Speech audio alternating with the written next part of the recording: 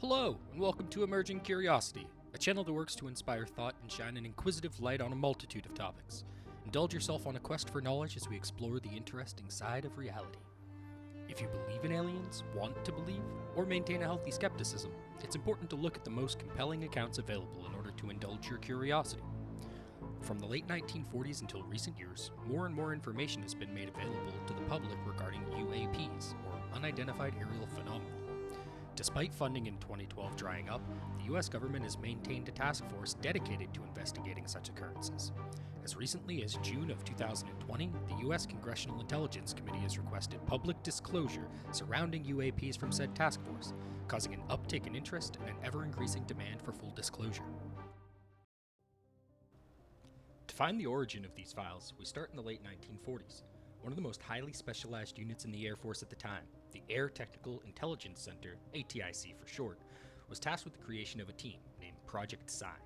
This was intended to investigate the surge in flying saucer sightings. Later reassigned as Project Grudge in February of 1948, and then the infamous Project Blue Book in March of 1952, it would continue its work on the topic for over 20 years until its termination in December of 1969. During the 40s and 50s, we saw a drastic shift in how the Air Force approached information about UFOs. Few reports showed this better than the cover-up of the Roswell crash. Perhaps the most iconic UFO incident of the 20th century happened on July 8, 1947, when the 509th Bombardment Group at Roswell Army Airfield announced that they'd come into possession of a flying saucer. Within hours of the announcement, the material had been flown to Fort Worth for an immediate meeting with the commanding general of the 8th Air Force. What came next is what to this day still fuels the fires of conspiracy for many UFO enthusiasts. After a meeting behind closed doors, the acting parties for the Air Force took a picture with the debris from a crashed weather balloon, stating that the initial reports of a flying saucer had been wrong and the crash had been a misunderstanding.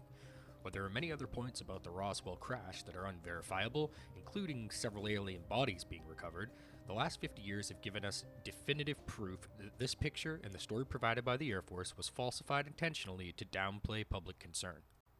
Major Jesse Marcel, present at the recovery of the crash as well as the meeting that spawned the famous pictures of the balloon debris, stated, "General Ramey told the newsmen what it is, and to forget about it. It was nothing more than an observation balloon.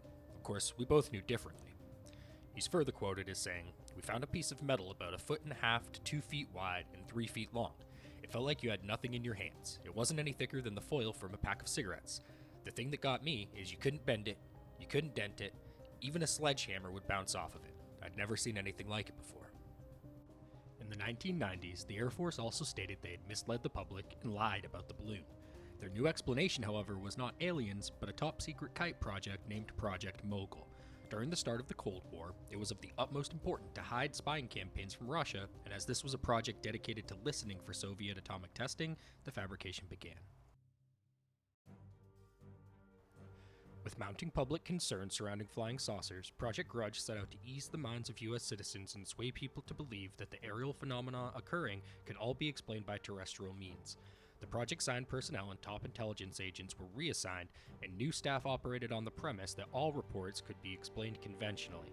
After a short time, Project Grudge issued a report that highlighted several reasons for the large amount of UFO sightings. Among these were misinterpretations of conventional objects, mass hysteria mixed with war nerves, and individuals who were fabricating reports to seek publicity. They also stated that a planned release of unusual aerial objects could be a tactic deployed by enemies of the US for psychological warfare purposes. This did little to dissuade the media from delivering a growing level of sensationalist content about UFOs to the public, driving conspiracy theories to an all-time high. Magazines such as Life, Time, Reader's Digest, and Newsweek all published articles in 1952 about UFOs, using titles like Saucer Season and Something in the Air to progress their narrative. In line with the increase in coverage, sightings increased 800% over the previous year, despite no hard evidence being brought forth to substantiate the claims.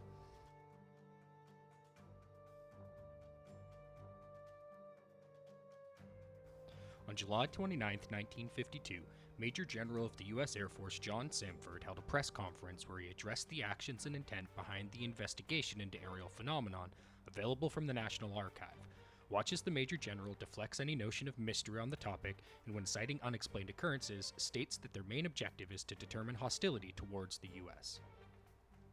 I am here to discuss the so-called flying saucers.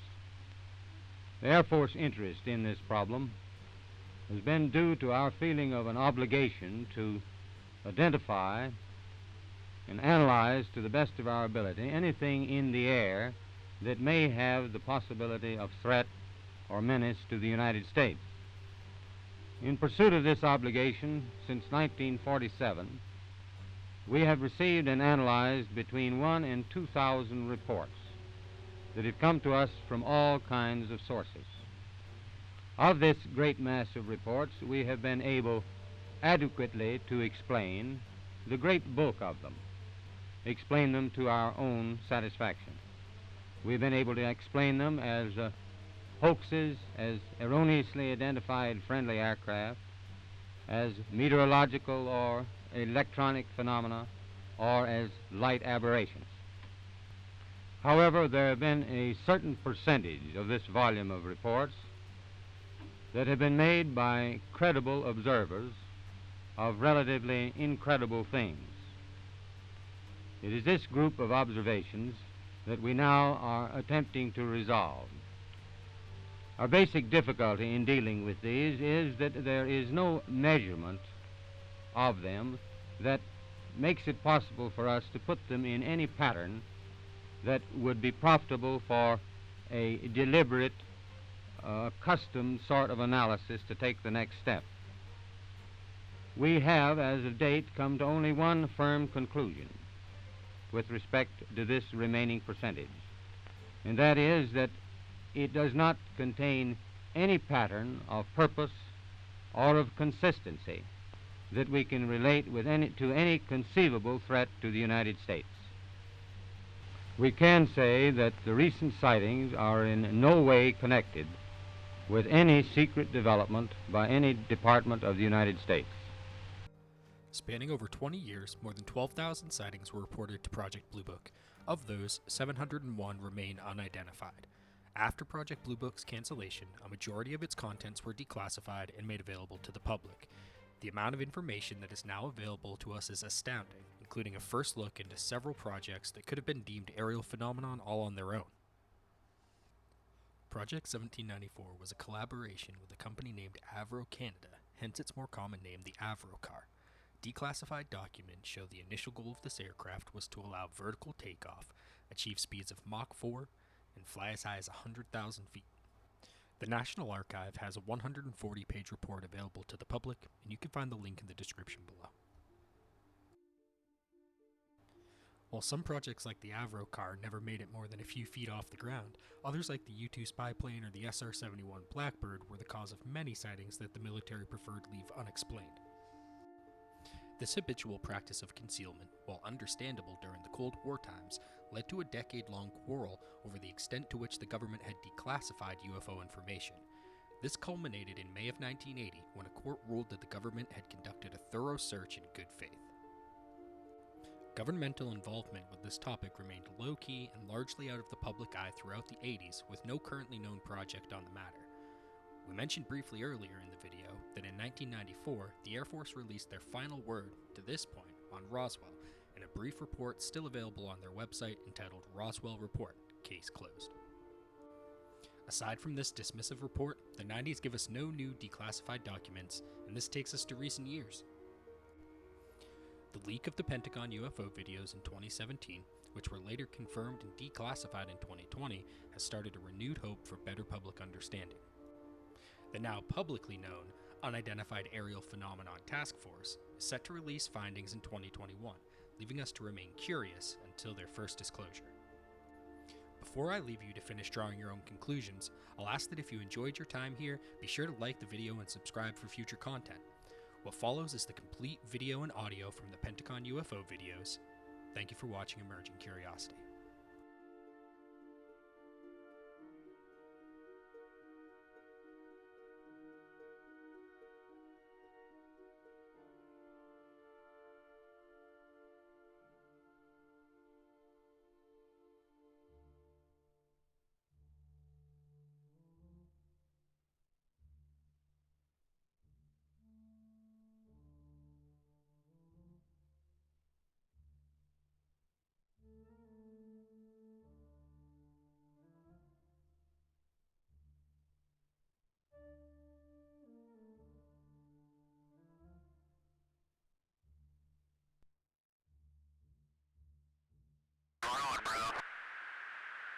There's a whole fleet of them. Look on the ASA. Oh my gosh. They're all going against the wind. The wind's 120 knots from the west. Look at that thing, dude.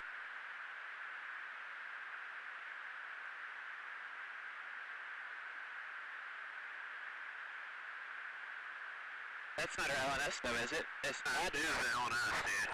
Well, if there's like... Look at that thing! It's rotating.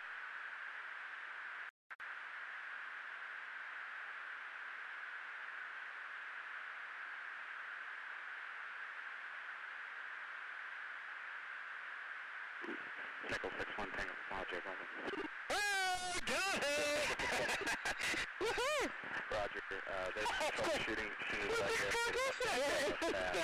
Did you box moving target? 02.